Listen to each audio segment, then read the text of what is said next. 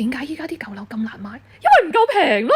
如果你哋有留意市場嘅話，應該會見到近呢半年啲舊樓係只有越嚟越平，係唔會越嚟越貴噶。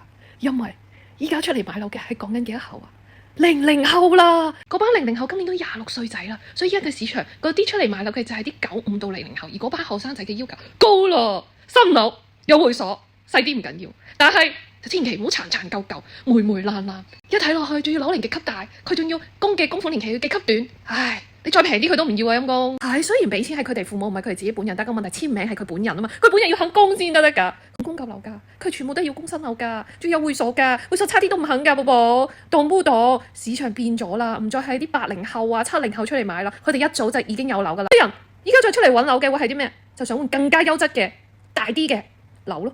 明嘅老闆們就明㗎啦。仲有，如果假設成間屋殘殘裝裝啊，唔該你揾裝修師傅翻一翻身，化一化妝。如果唔係，一入屋人哋會覺得鬼屋咁樣，嗰班後生仔女啊走交走唔唞啊，動唔動？